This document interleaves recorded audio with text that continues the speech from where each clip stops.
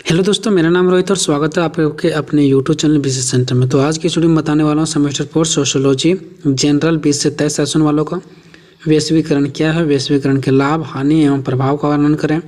ठीक है, most important question है। मैं आपको बहुत ही ईजी लैंग्वेज में बताऊंगा और अगर आपको अच्छा मार्क्स लाना है तो आपको ये वीडियो को देखना पड़ेगा। ठीक है, और भी मैं बहुत सारे वीडियो बनाऊँगा आज। ठीक है, मैंने रात को नहीं बना पाया, इसके लिए मैं क्षमा चाहता हूँ। ठीक है, बट मैं अभी बना रहा हूँ। ठीक है, आज देखिए यहाँ पे मैं आपको बताने वाला हूँ वैश्वीकरण क्या है, वैश्वीकरण के लाभ, हानि एवं प्रभाव का वर्णन करें। तो सबसे पहले हर एक क्वेश्चन की जैसा आपको बताने से पहले मैं इसके बारे में कुछ बताना चाहता हूँ ताकि आपको क्लियर हो जाए कि वैश्वीकरण है क्या। देखो, सबसे पहले वैश्वी मतलब होता है विश्व और करण मीन्स होता है एकीकरण, विश्व एकीकरण। ठीक है, अब देखो वैश्वीकरण को हम लोग भूमंडलीयकरण भी कहते हैं, पृथ्वीकरण भी कहते हैं। तो अगर आ जाएगा पृथ्वीकरण, भूमंडलीकरण तो घबराना नहीं है। विश्व एकीकरण का मतलब तो विश्व मतलब आप लोग समझ रहे हैं पूरा दुनिया, एकीकरण मीन्स होता है एक करना, यानी पूरा विश्व को एक करना ही हमारा क्या वैश्वीकरण कहलाता है। अब यहीं से आप लोगों को बात क्लियर हो गया होगा कि विश्व को एक करना ही हमारा क्या कहलाता है, एकीकरण कहलाता है। विश्व को एक करना ही क्या कहलाता है, वैश्वीकरण कहलाता है। अब देखो आप लोगों ने समझ गया कि विश्व को एक कर देंगे तो हमारा एकीकरण, विश्व एकीकरण हो जाएगा। ठीक है, अब यहाँ पे देखो, यहाँ पे बात ये आता है कि विश्व को हम एक करेंगे तो करेंगे कैसे। तो देखो, हम अपना देश से दूसरे देश में बाजार जाएंगे करने के लिए, हम अपने देश से दूसरे देश वस्तु को भेजेंगे, अपना कोई सामान यहाँ बनाएंगे और वहाँ बेचेंगे सेल होने के लिए, वहाँ वालों को बोलेंगे तुम यहाँ पे आकर के बेचो।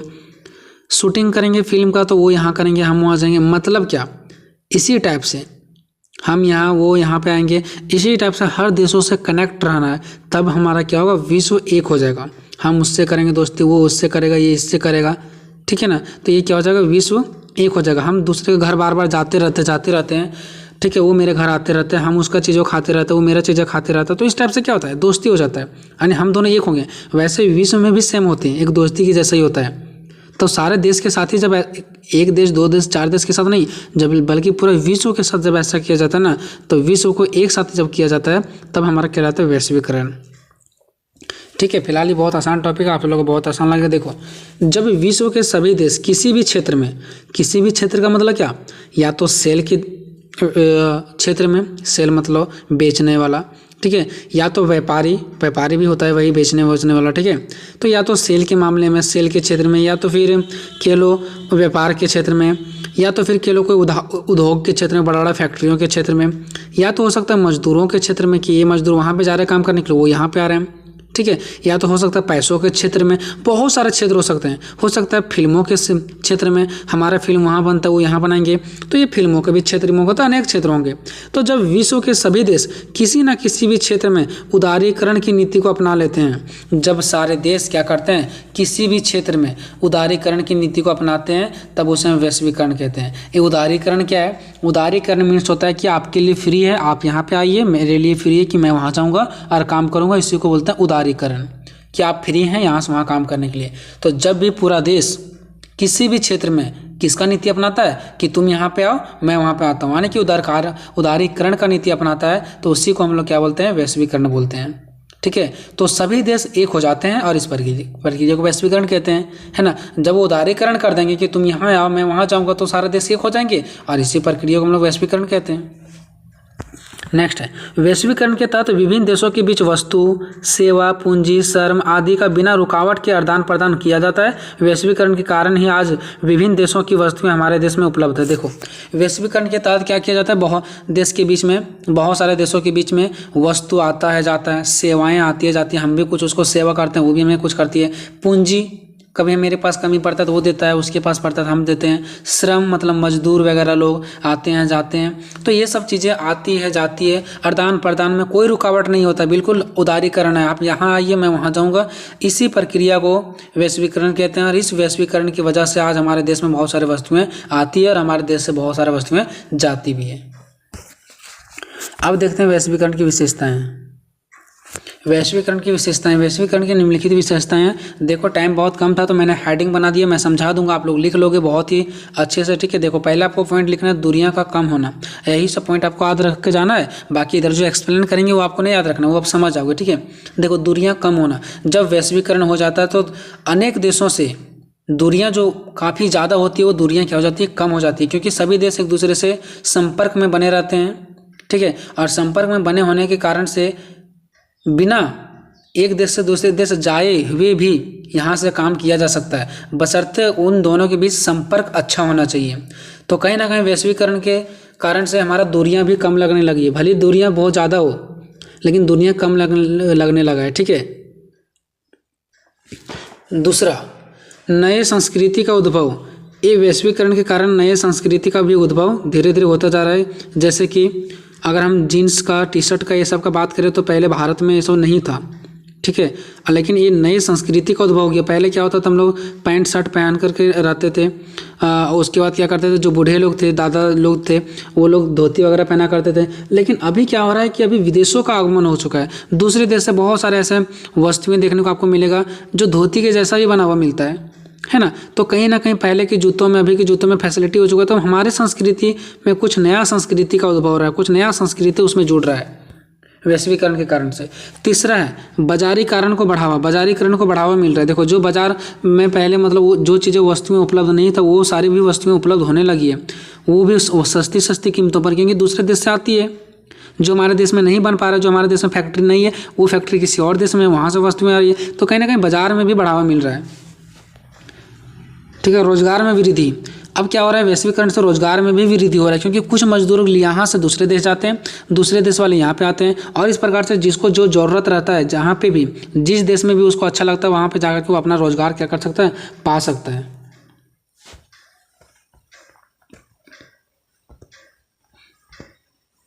उसके बाद नेक्स्ट पॉइंट है शिक्षा का विकास। देखो क्या होता है कि हमारे वैश्वीकरण के कारण से शिक्षा में भी विकास देखने को मिलता है, क्योंकि बहुत सारे अभी ऐसे देश थे जो विश्व के बारे में नहीं पढ़ाया जाता था, लेकिन अभी विश्व के बारे में पढ़ाया जाना बहुत ही उचित समझा जाने लगा है। बहुत सारे एक देश के बहुत सारे ऐसे स्टूडेंट, विद्यार्थी होते हैं जो दूसरे देश में जाकर के पढ़ाई करते हैं। बहुत सारे ऐसे इंजीनियर होते हैं जो हमारे देश का में नहीं पढ़ाई हो पाता है तो दूसरे देश में पढ़ाई करते हैं। तो कहीं ना कहीं शिक्षा का भी एक बहुत ही बड़े स्तर पर विकास देखने को मिलता है। छठा, बहुराष्ट्रीय कंपनियों को बढ़ावा। जो बहुत बड़ी बड़ी कंपनियां हैं उसको क्या मिल रहा है, बढ़ावा मिल रहा है। छोटे छोटे कंपनी दबते जा रहे हैं, बड़ा बड़ा कंपनी का उद्भव होते जा रहा है। वो बहुत बड़ी मात्रा में सामानों को आयात निर्यात करते हैं, भेजते रहते हैं। इस देश से उस देश में बहुत सारे वस्तुएं भेजती है, जिसका डिमांड रहता है, जिसका ज़रूरत रहता है, जिस देश में जिस चीज़ों का ज़रूरत रहता है उसको भेजा जाता है। और बहुराष्ट्रीय कंपनी इस टाइप से क्या होती है, उसको बढ़ावा मिलता है। ठीक है, तो ये इसका विशेषताएं था। अब थोड़ा सा इसके गुण के बारे में बात करते हैं। तो हालांकि गुण और विशेषताएं दोनों एक ही जैसा होता है। ठीक है, फिर थोड़ा सा लेकिन फ़र्क होता है, तो हम कहीं ना कहीं इसका गुण को अलग से चर्चा करूंगा। ठीक है, तो देखो यहाँ पे मैं अलग से चर्चा कर रहा हूँ वैश्वीकरण के गुण। लाभ बोल लो चाहे महत्व बोल लो, बात एक ही पड़ेगा। ठीक है, देखो पहला क्या है, नवीन तकनीकों का आगमन। जब वैश्वीकरण का पहला लाभ ये है कि नवीन तकनीक, और नवीन मीन्स हो गया नए नए तकनीकों का क्या होता है, आगमन होता है। जो भी हमारे देश में जो तकनीक नहीं है, जो टेक्नोलॉजी नहीं है, वो दूसरे देश से देखने से, दूसरे देश का देखने से, दूसरे देश के सामान खरीदने से, ये सब चीज़ों से क्या होता है, हमारा नए नए तकनीकों का आगमन होता है। दूसरे देश के इंजीनियरों के द्वारा बनाया गया चीज़ें हमें प्राप्त हो जाती है। ठीक है, तो ये नए नए तकनीकों का आगमन होता है वैश्वीकरण के कारण। दूसरा है जीवन स्तर में वृद्धि। वैश्वीकरण के कारण जीवन स्तर में भी दिन प्रतिदिन वृद्धि होती जा रही है। पहले के लोग का खान पान, पहले के लोग का संस्कृति, रहन सहन, बात विचार, पहनावा, सब चीज़ों के स्तर में धीरे धीरे चेंज आते जा रहा है, और इसका मुख्य रीजन है वैश्वीकरण। तीसरा, विदेशों में रोजगार के अवसर। जो हमारे देशों में इतना ज़्यादा गरीबी बढ़ने के कारण हमारे देश में रोजगारों की बहुत ज़्यादा समस्याएं हैं, और इस रोजगार की समस्या को देखते हुए विदेशों में बहुत सारे लोग जाकर के क्या करते हैं, अपना अभी भी भारत के बहुत सारे ऐसे लोग हैं, बहुत सारे ऐसे रोजगार का अवसर ढूंढते हैं, क्योंकि उसका पूर्ति भारत में नहीं हो पाता है। एक देश में जब नहीं हो पाता है तो वह क्या करता है, दूसरे देश में भी जाकर के रोजगार पा सकता है। तो कहीं ना कहीं हम पे पाबंदी नहीं होती कि हम सिर्फ अपने ही देश में रोजगार को पाएं, बल्कि हम विदेशों में जाकर के, विदेश मतलब हम अपने देश से बाहर भी जाकर के रोजगार को प्राप्त कर सकते हैं। तो कहीं ना कहीं वैश्वीकरण के कारण रोजगार में भी वृद्धि देखने को मिला है, रोजगार के अवसर लोगों को मिल जाती है। चौथा, विदेशी व्यापार में वृद्धि। वैश्वीकरण के कारण से विदेशी व्यापार में भी वृद्धि होती है। हम अपना व्यापार दूसरे देश में खुला जाकर के कर सकते हैं, वो हमारे देश में आकर के खुला व्यापार कर सकते हैं, इसमें कोई रोक टोक नहीं है। वैश्वीकरण ये कहता है कि आप जा कर के खुला व्यापार कर सकते हो, इसमें कोई रोक टोक नहीं है। पांचवा है अंतर्राष्ट्रीय सहयोग में वृद्धि। देखो, वैश्वीकरण के कारण अंतर्राष्ट्रीय सहयोग में भी वृद्धि होता है। जब एक देश से दूसरे देश में व्यापार होता है, रोजगार का वृद्धि होता है, तो कहीं ना कहीं इससे एक दूसरे के बीच सहयोग का भी संभावना बढ़ जाती है और सहयोग करना भी उचित समझा जाता है। छठा, उत्पादन में वृद्धि व सुधार। देखो, जब क्या होती है, वैश्वीकरण किया जाता है तो एक देश से दूसरे देश सामानों को आदान प्रदान किया जाता है। उसके कारण में क्या होता है, उत्पादनों में वृद्धि किया जाता है। जो भी चीज़ें बनाया जाता है, जो भी फैक्ट्री में, जो भी उद्योग में जो भी चीज़ें बनाया जाता है, उसमें वृद्धि किया जाता है, क्योंकि पूरा देश में इस सामान को क्या किया जाता है, सेल किया जाता है, बांटा जाता है, दिया जाता है, ठीक है, बेचा जाता है। तो कहीं ना कहीं उसका मांग जो है वो बहुत ज़्यादा बढ़ जाती है, और मांग बढ़ जाती है तो उसका उत्पादन में भी वृद्धि किया जाता है और सुधार भी किया जाता है, ताकि लोग उसको शौक से ले, ठीक है, ताकि लोगों को नापसंद ना हो बल्कि लोग अच्छे से पसंद करें। तो वृद्धि भी किया जाता है बनाने में, और उसमें दिन प्रतिदिन सुधार भी लाने का प्रयास किया जाता है, ताकि इसका चमक से लोगों को लाभुक हो, लोग क्या हो, लाभान्वित हो, उससे उन्हें मतलब जैसा बोलते हैं ना कि किसी भी चीज़ों को देख करके लोभ हो जाना, इसी प्रकार से जब अच्छे वस्तु रहेंगे तो लोभ हो जाएगा, तो उसको ज़्यादा खरीदेंगे लोग, ठीक है, तो उसका ज़्यादा सेल भी होगा। सातवां है कम कीमत पर सेल। नेक्स्ट है कम कीमत पर सेल, ठीक है। अब क्या होता है कि बहुत सारे जो ऐसे कंपनियां हैं जो बहुत ही कम कीमतों पे सेल करती है, और इसके कारण से छोटा कंपनियां भी क्या होती है, चौपट हो जाती है। लेकिन कहीं ना कहीं मुझे लाभ हो रहा है कि कम कीमत पर क्या कर रही है, उस चीज़ों को सेल कर देती है, तो जो गरीब लोग होते हैं उसे कम से कम कीमतों पर उसको खरीद पाते हैं, ठीक है। अब जितना फायदा उतना इसका हानि भी है, लॉस भी है। तो देखते हैं वैश्वीकरण के लॉस क्या है, दोष क्या है, हानि क्या है, ठीक है। तो पहला तो आर्थिक असंतुलन, आर्थिक असंतुलन, आर्थिक मीन्स होता है पैसों को लेकर के, उनकी आर्थिक स्थिति को लेकर के, गरीब लोगों, ठीक है, तो उसमें असंतुलन होता है। देखो होता क्या है, जब वैश्वीकरण किया जाता है ना, तो जो गरीब देश रहता है ना वो गरीब ही बन जाता है, और जो अमीर देश रहता है वो बहुत ज़्यादा पैसा कमाता है और वो अमीर ही बन जाता है, क्योंकि गरीब देशों को कोई पूछने वाला नहीं होता है। हमेशा वो अमीर देश चाहता है कि हम अपना लाभ कमाएं, और लाभ को कमाने के लिए वो गरीब देशों के पास ज़्यादा, ठीक है, तो वो गरीब देशों जो होते हैं उसके पास ज़्यादा दोस्ती करना उचित नहीं समझते, क्योंकि बड़ा देश रहेगा तो उसका ज़्यादा सेल होगा, छोटा देश में हल्का सा सेल होगा, कम बिक्री होगा उसका।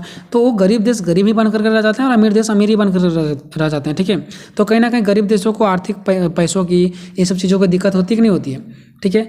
दूसरा है देसी उद्योगों का पतन। जब विश्वकरण होता है, बड़े बड़े उद्योगों का बढ़ावा मिलता है, तो उस टाइम क्या होता है, जो देश में छोटे छोटे उद्योग रहते हैं ना वो पतन हो जाते हैं, खत्म हो जाते हैं। क्योंकि हम क्या करते हैं, अपने देश की चीज़ों को कम खरीदते हैं, दूसरे देशों को ज़्यादा खरीदते हैं, क्योंकि जो बड़ा बड़ा कंपनी है ना वो क्या करते हैं पता है, सामान को बहुत सस्ते में बेचती है। अब सस्ते में बेचती है तो हम तो अपने वाला खरीदते नहीं है, वही खरीदेंगे। अब सस्ते में वो बेचते हैं तो हम उसी को खरीदेंगे। तो जो देश का हमारा जो देश का है ना, वो वस्तु कब महंगा होता है। अब वो महंगा होती है क्योंकि उसका बनावट में थोड़ा सा खर्चा ज़्यादा जाती है, ठीक है। अब वो हमारा क्या होता है, उसका बिक्री नहीं हो पाता है, तो जो हमारे देश का उद्योग रहते हैं वो खत्म हो जाते हैं। सिंपल सा बात है कि जब बड़े बड़े उद्योगों का सामना होगा, बड़े बड़े उद्योग जब सामने आएंगे तो छोटे उद्योग क्या होगा, खत्म हो जाएगा। तीसरा बहुराष्ट्रीय कंपनी का प्रभाव। देखो, जब बहुराष्ट्रीय कंपनी यानी बहुत बड़े बड़े जो कंपनी है उसका बहुत बड़ा प्रभाव होता है, वो बहुत बड़ा लेवल पे काम करती है, तो उससे छोटे जो उद्योग हैं उसके क्या होता है, कमी देखने को मिलता है। बड़े बड़े कंपनियां जो है वो क्या कर देती है, छोटे कंपनियों को अपने में कबूज लेती है। जैसे आप लोगों ने देखा होगा कि कोको कोला का जो कंपनी है वो थम्सअप की कंपनी को अपने अंडर कर लिया है। जो थम्सअप कंपनी है वो इसको क्या कर लिया, कोको कोला वाला कंपनी है उसको अपना अंदर कर लिया। तो हम कह सकते हैं कि जो कोको कोला का कंपनी वो बहुराष्ट्रीय कंपनी, बड़ा कंपनी था, और जो थम्सअप वाला कंपनी था एक छोटे कंपनी था, जिसको थम्सअप वाला कंपनी को उसने खुद अपने कब्जा में कर लिया। कौन, बहुराष्ट्रीय कंपनी कोको कोला का कंपनी। ये आप एग्जाम्पल में लिख सकते हो, बहुत अच्छा एग्जाम्पल इसका। चौथा, बेरोजगारी में वृद्धि। अब देखो, अब क्या हुआ कि जब बड़ा बड़ा कंपनी होने लगा, बड़ा बड़ा फैक्ट्रियाँ होने लगी और एक देश से दूसरे देश में सामान को बेचा जाने लगा, तो जो वहाँ के मजदूर थे, जो वहाँ के लोग काम करने वाले थे, उन लोगों का रोजगार में कमी आया। जब उनका वस्तु बिकेगा ही नहीं, उनका धंधा चलेगा ही नहीं, तो लोगों का काम कहाँ से करेंगे, क्योंकि इस वस्तु में बहुत बाहर से आ रही है। तो इस सिचुएशन में बेरोजगारी में भी वृद्धि होती है, क्योंकि लोगों का रोजगार नहीं मिल पाता है। नेक्स्ट है राष्ट्र प्रेम की भावना में कमी। अब क्या होता है कि जब दूसरे देशों से वस्तुएं आती हैं ना, तो लोगों को दूसरे देश वाला वस्तु से ही प्रेम हो जाता है और उनको ऐसा लगने लगता है कि दूसरा देश का ही वस्तु अच्छा है, हमारा देश का वस्तु तो बहुत घटिया है, हमारे देश का वस्तु बहुत जो कपड़ा है, जो जूता है वो बहुत घटिया है, दूसरे देश वाला देखो कितना चमक है। और इस टाइप से कहीं ना कहीं हमारा अपना देश में जो प्रेम की भावना वो कमी होते हुए चल जाती है। छठा, अश्लीलता में वृद्धि। अब क्या होता है कि हमारा देश का जो संस्कृति है वो क्या होती है, धीरे धीरे अश्लीलता में परिवर्तन होते जा रही है, क्योंकि छोटा कपड़ा तो अश्लील अश्लील वीडियो, अश्लील अश्लील गाने, ये सब कहीं ना कहीं हम लोग जो चीज़ें हैं वो हम लोग देख करके उसी चीज़ों को धीरे धीरे अपनाते जाते हैं और कहीं ना कहीं अश्लीलता में भी क्या होती जाती है, वृद्धि होती जाती है। ठीक है, अश्लीलता में भी क्या होती है, वृद्धि होती जाती है, क्योंकि हमारे देश की संस्कृति पहले ऐसे नहीं थी। लेकिन अगर हम आज से बहुत साल पहले देखें तो बिल्कुल उन लोगों का कपड़ा पहनाव बिल्कुल पूरा बदन में कपड़ा देखने को मिलता था। लेकिन आज कहीं ना कहीं अश्लीलता जो हो चुकी है, छोटा कपड़ा पहनना, तो अपना पूरा बॉडी को थोड़ा हाफ करके रखना, ये कहीं ना कहीं हम लोग ये अश्लीलता ही है। और हम लोग को कहीं ना कहीं ये हमें वैश्वीकरण कहीं प्रभाव देखने को मिलता है, जो दूसरे को देख करके टीवी पर प्रचार में देख करके हम लोग उस चीज़ों को अपनाने का प्रयास करते हैं। ठीक है, निष्कर्ष के तौर पे हम कह सकते हैं कि वैश्वीकरण जितना अच्छा उतना ही गलत है। पहले ये हमें तो मिठास देता है, लेकिन इसका बुरा बहुत असर होता है।